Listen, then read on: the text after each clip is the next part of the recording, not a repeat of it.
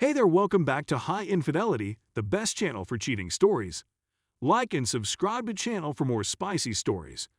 Now, let's get into today's story video. My wife is mad I caught her cheating and demand an NDA regarding her affair in exchange for more than 50% of my assets. My wife and I began dating in 2000 and married in October of 2005. In 2010, our son was born. 13-year partnership, 8-year marriage, and 3.5-year-old kid. We both have a large family in the area and strong support networks for babysitting. Divorce would necessitate the selling of our home as well as the relocation of her parents that rent a second house from us. I would keep that home, but my wife would sell the one we now reside in. These topics were addressed and, on a broad scale, agreed upon a few weeks ago. I thought for about a year that my wife was having an emotional affair with one of her coworkers. I asked her about it several times, every few days near the end, and even asked if she had sex with him. Everything was denied.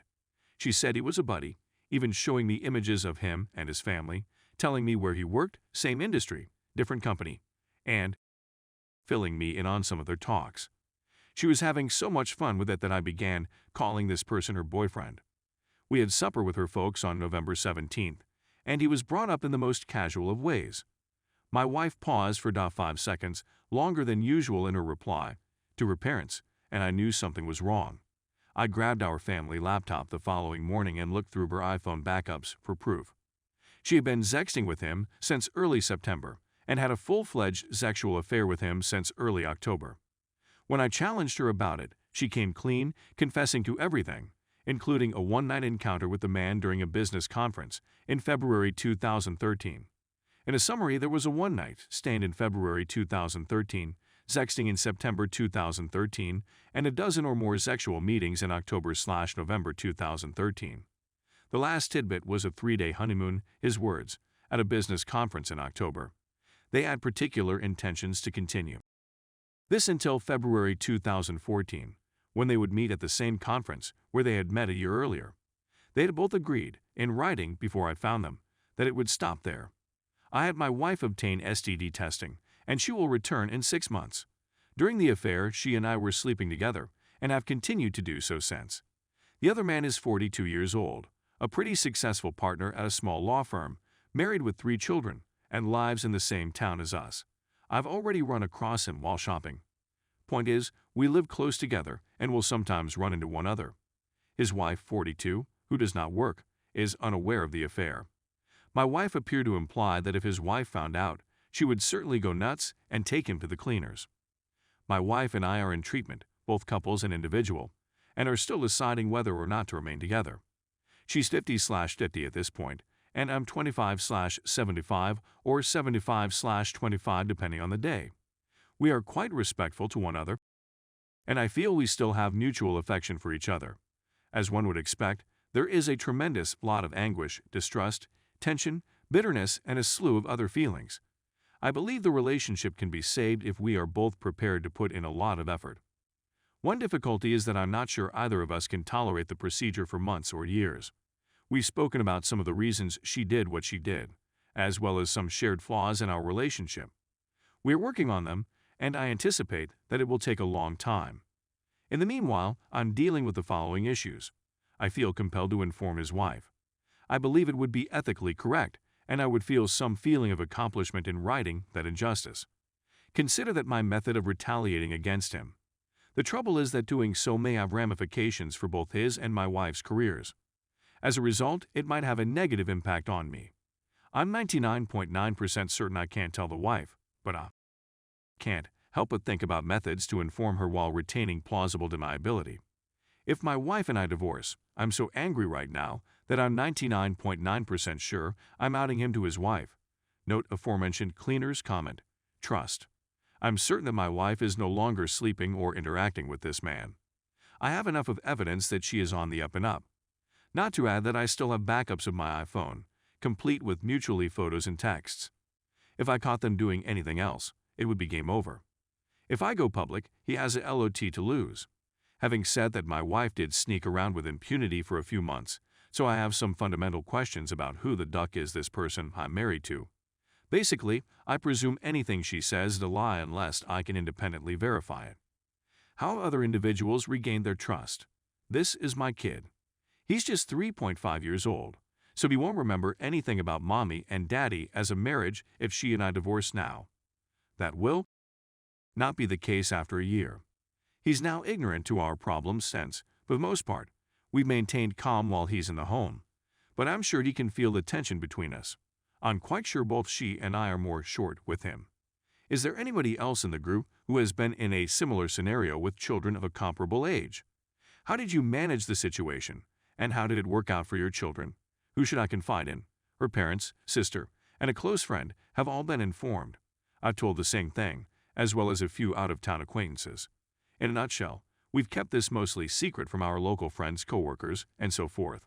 Of course, a part of me wants to stand on a figurative hilltop and tell everyone. However, even if we do get through this, I'm not sure I want that ghost to follow us about in public for the rest of our lives. Finally, do you have any additional suggestions, questions, or comments? I'm sure I left something out. This forum has suddenly become my primary public outlet. Update 1. Okay, everyone. Just a little update. I'm on my phone in bed. The wife is in the guest room. You may probably tell from that sentence that I have the steely reserve of a child.